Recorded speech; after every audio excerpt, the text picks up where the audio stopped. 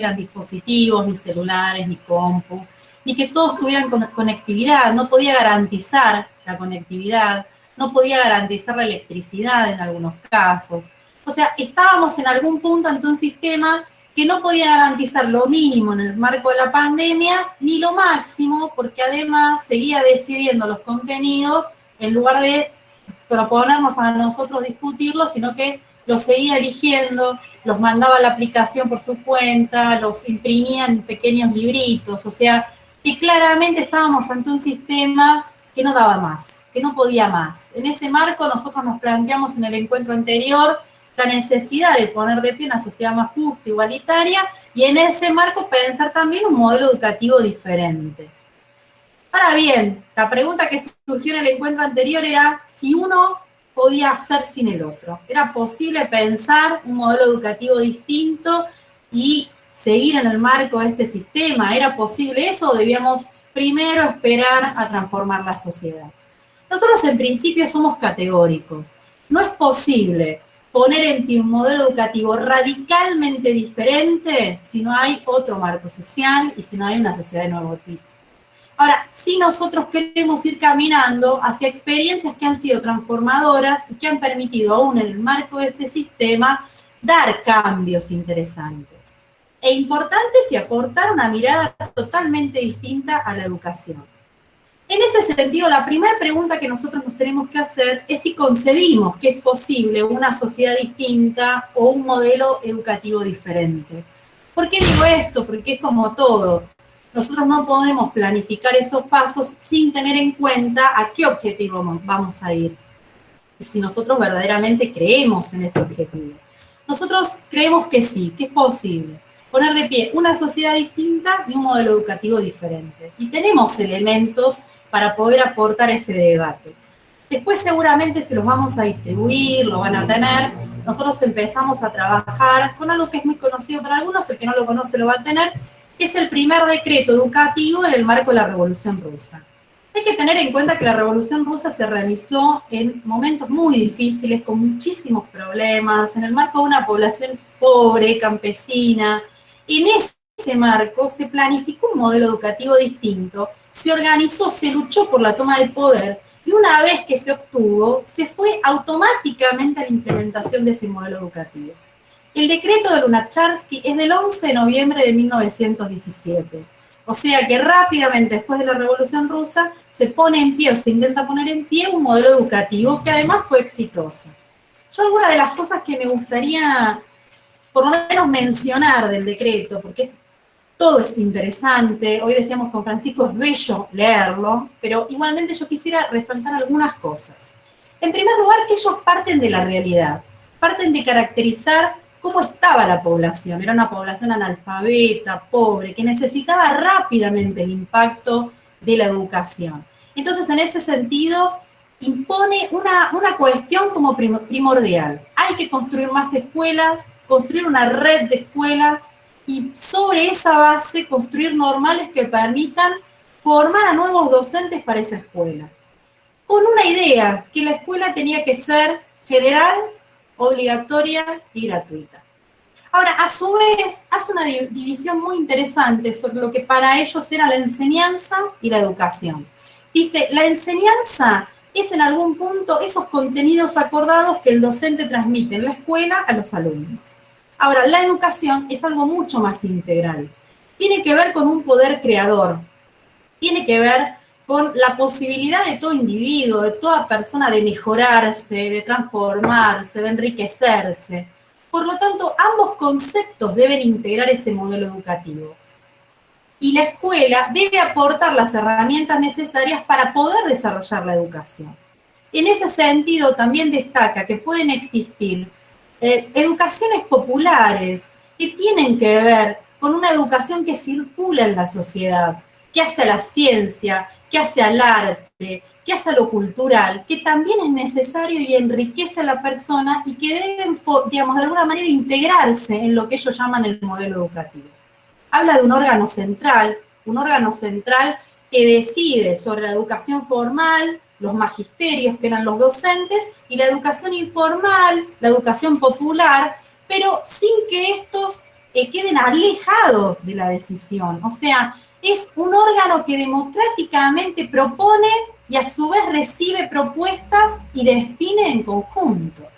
Y sobre la base de dos cuestiones más, que las dice el decreto, basándose en la pobreza que había en la población y fundamentalmente en los sectores docentes y más en los docentes de primaria, habla de rápidamente resolver las condiciones materiales de los docentes. Sin dinero es imposible pensar una educación de calidad, es imposible pensar una educación diferente.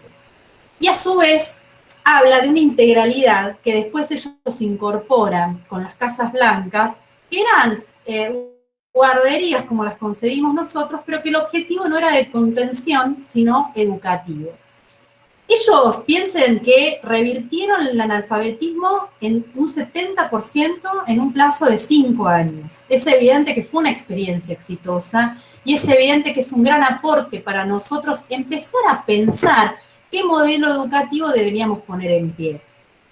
Ahora, la pregunta que se me viene, ni bien termino yo de decir esto y seguramente la están pensando ustedes, es, bueno, esperamos la revolución y una vez que viene la revolución, planteamos todo esto. Mientras tanto, es imposible. Bueno, nosotros acá también somos categóricos en decir que si bien poder poner de pie un modelo educativo socialista radicalmente distinto a este solo se puede dar en un marco social diferente, es necesario pensar que hay experiencias que han sido exitosas a pesar de tener este marco del sistema capitalista y que han sido transformadoras en sus sectores. Yo quiero referirme a algunos pedagogos que primero en sus prácticas y después teorizando han transformado maneras de mirar, formas de abordar la educación y que han generado teorías propias y han modificado nuestra mirada y la perspectiva sobre la educación. Uno de ellos, por ejemplo, seguramente lo han leído y lo han mencionado muchísimo ustedes cuando estudiaban o seguramente mientras lo hacen para sus capacitaciones, que es Vygotsky. Vygotsky nace en 1893 y muere en 1934. Fue un adelantado en sus prácticas y fundamentalmente es el creador de la teoría sociocultural del desarrollo cognitivo. Habla de algo que es una novedad, porque él quería luchar contra el conductivismo y el modo de concebir el aprendizaje en el niño. Y empezó a, si se quiere, trasladar sus prácticas a la teoría y a contar, de alguna manera, lo que él observaba en el proceso cognitivo del niño. Él aportó algo que es muy importante para todos nosotros, que es que el niño en realidad accede al contenido 2 veces y que de esa manera se construye, una de forma social en la relación con otros y otra de forma individual. La social en realidad casi es automática y muchas veces son aprendizajes que no se han pensado, y la individual es interna y es cuando se estructura justamente ese contenido, ese nuevo aprendizaje. Él le da una importancia fundamental a la sociedad en su conjunto, a la familia, a los parientes, a la interrelación con los compañeros, con los docentes, a la interrelación concreta dentro de la escuela.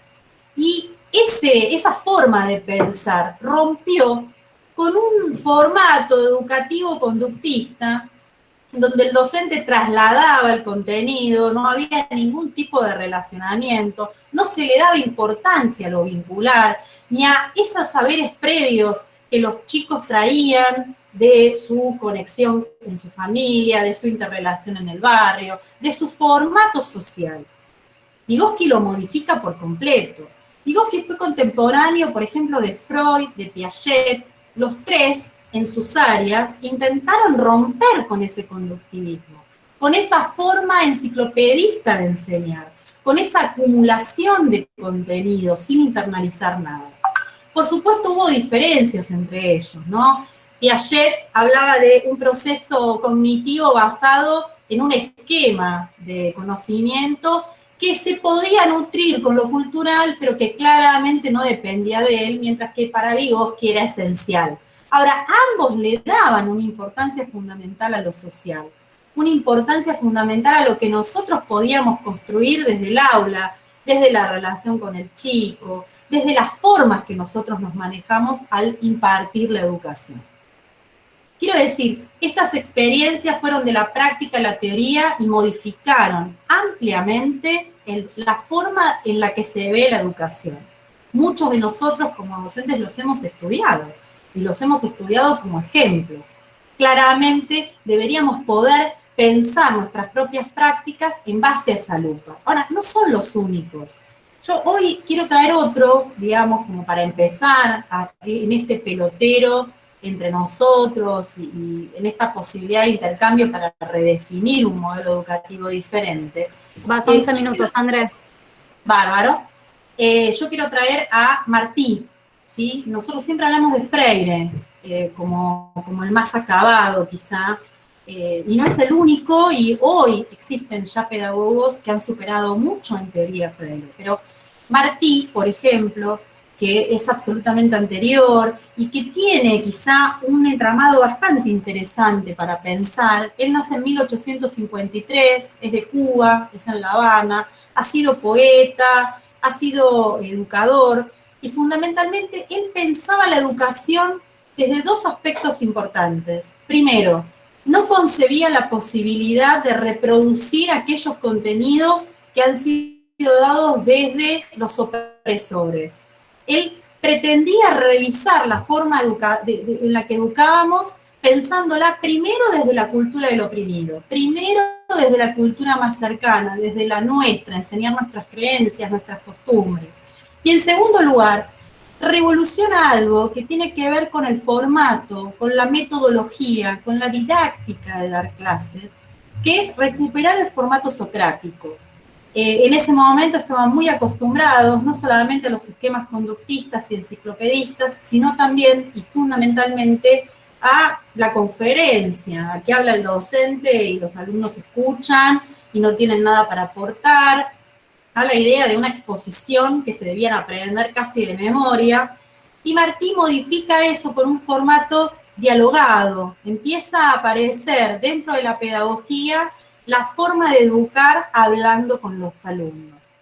La verdad es que son experiencias que han sido exitosas, que han sido registradas, porque también es muy importante, muchos de nosotros hacemos cosas re interesantes en el aula y no tenemos ni siquiera el tiempo para registrarlo. También eso es una necesidad, empezar a registrar aquellas cosas que han servido para la inclusión de todos los niños.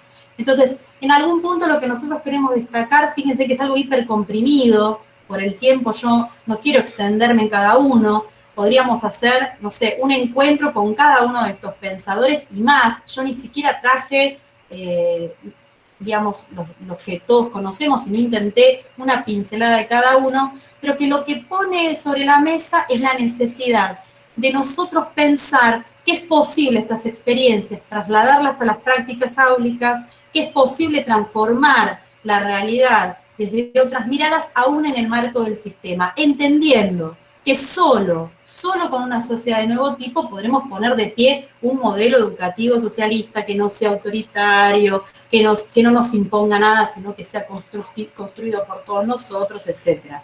Por supuesto que para eso la otra pata es organizarnos, para poder pelear también por las causas de fondo y, por supuesto, ir intentando modificar también la sociedad de nuevo tipo. Yo hasta ahí